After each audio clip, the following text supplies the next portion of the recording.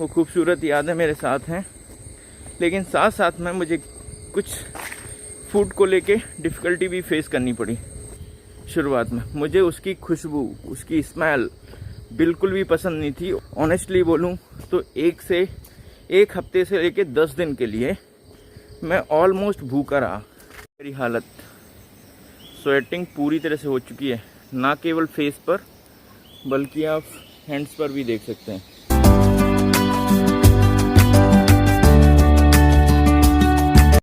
हे guys, good morning.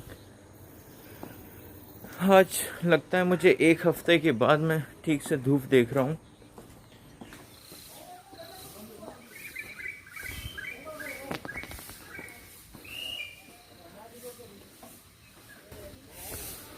देखिए लोगों ने घर कहाँ बनाया है, मैं आपको लेके चलता हूँ। मैंने एक पिछले वीडियो में आपको बताया था कि मैं उस हाइट पे जाना चाहता हूँ।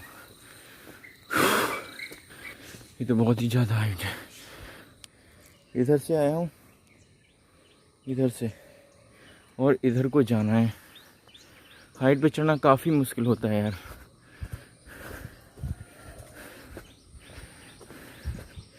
घर बने हैं, बड़ी है, तो इसका मतलब रिस्ट्रिक्टेड एरिया तो बिल्कुल नहीं है, जा सकते हैं। और जो हॉकर है वो पेपर डालने आते हैं अंकल, उन्होंने मुझे बोला कोई रिस्ट्रिक्टेड नहीं है, आप जा सकते हो। यहाँ से शायद आप ठीक से थोड़ा देख पाएंगे। यहाँ भी लोगों ने घर बनाए हुए हैं। ओह, देखिए मैं कहाँ से आ रहा हूँ। पीछे साइड में घर बने हैं, देखिए। ये तो अगर नीचे तक जाते हुए तो 2 बार दिन में वैसी एक्सरसाइज हो जाती, एक्स्ट्रा एफर्ट्स लेवन।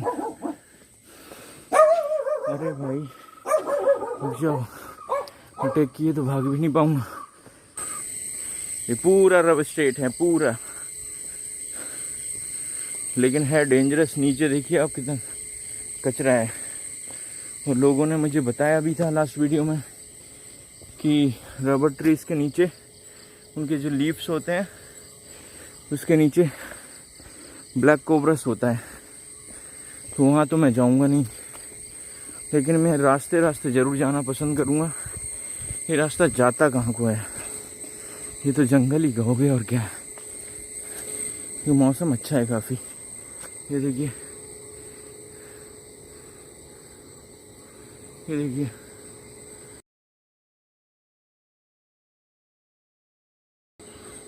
आगे जाना ठीक है या नहीं, लेकिन मैं तो जाके देखूँगा, क्योंकि यहाँ बार बार आना होगा नहीं। और इतना मेहनत किए हैं, इतना रिस्क लिए हैं, तो ऊपर जाके देखना तो बनता है। कुछ एक बड़ी सी बिल्डिंग सी तो नज़र आ रही है, दिखाता हूँ।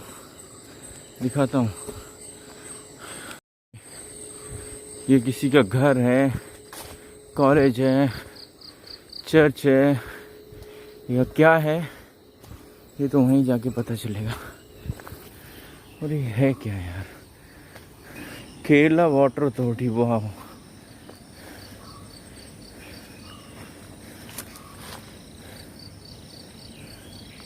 क्या लोकेशन चूज़ की है। लेकिन एक अच्छी बात यह है कि यहाँ से ना सप्लाई देना बड़ा आसान होता होगा, सबको बड़ा फोर्स से पानी जाता होगा। थोड़ा अंदर भी जाके देख लेते हैं। कोई है नहीं, पानी चल रहा है, मौसम काफ़ी अच्छा है। ज़्यादा अंदर जाना ठीक नहीं है, बस इधर से मज़े ले लो। मेरी हालत, स्वेटिंग पूरी तरह से हो चुकी है, ना केवल फेस पर बल्कि आप हैंड्स पर भी देख सकते हैं, क्योंकि हाइट होगी ये करीब 300 से 400 मीटर की मिनिमम, और ज़्यादा भी हो सकती है। अब पीछे देखिए, नज़ारा काफ़ी खूबसूरत है ना। बारिश जैसा मौसम लग रहा है, और ऐसा लग रहा है मैं मुनार में पहुंच गया हूँ। बारिश होती है तो मुनार का मौसम या कोडाईकनाल का भी ऐसा ही कुछ रहता है।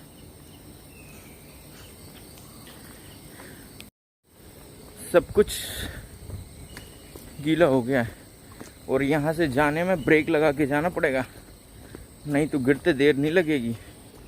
तो मैं वापस चलता हूँ और मैं आपसे अब शेयर करता हूँ कि मेरा जो मैं जब आया था यहाँ तो मैंने आपको बताया कि केरला मेरे लिए पूरी तरह से अलग था। साथ में मैंने आपको ये भी बताया पिछले वीडियो में कि मैं कैसे आया। तो मैं आपको ये बता रहा था कि आपको मैंने ये भी बताया कि केरला आके मेरा मतलब क्या चीज़ें थीं जो मुझे थोड़ी सी अलग लगीं और अच्छी लगीं, जिसमें एक था ग्रीनरी देख के हमें काफ़ी अच्छा लगा। वो खूबसूरत यादें मेरे साथ हैं, लेकिन साथ साथ में मुझे कुछ फूड को लेके डिफ़िकल्टी भी फेस करनी पड़ी।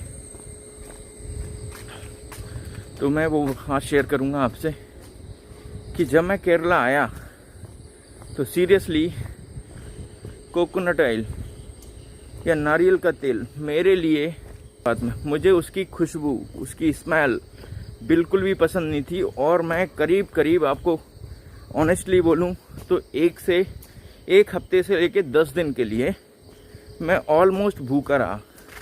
ऐसा नहीं कि मैंने कुछ खाया नहीं, मैंने खाए, फ्रूट्स खाए, मैंने खाया, मैंने कच्चा दूध पिया, क्योंकि मेरे पास उस टाइम ना गैस का इंतज़ाम था, कुछ भी नहीं था। ऑलमोस्ट रहने के लिए बस एक घर मिल गया था। तो मैंने आपको बताऊं कि मैंने ऑलमोस्ट 8 से 10 दिन तक आप कह सकते हो कि पूरी तरह से पेट नहीं भरा। और पेट भरने के लिए मतलब काम चलाने के लिए जो हो सकता था वो मैंने किया। और मेरी हालत थोड़ी डाउन भी हो गई थी, क्योंकि जब आप 8 दिन तक ठीक से खाना नहीं खाएंगे, स्वाभाविक सी बात है कि आपको थोड़ा सा बॉडी में वीकनेस जैसी तो आएगी। तो वही हुआ कि मेरी बॉडी में थोड़ी सी वीकनेस आई। और 8-10 दिन काफ़ी टाइम, लंबा टाइम होता है। तो मैंने हमारे जो सीनियर मैनेजर थे उनको मैंने बोला, मैंने कहा सर जी मुझे तो यहाँ बड़ा तकलीफ़ है और मुझे तो खाना नहीं खा पा रहा हूँ। होटल जाता हूँ, जैसे ही वो नारियल के तेल की स्मेल आती है मैं वहाँ से वापस आ जाता हूँ।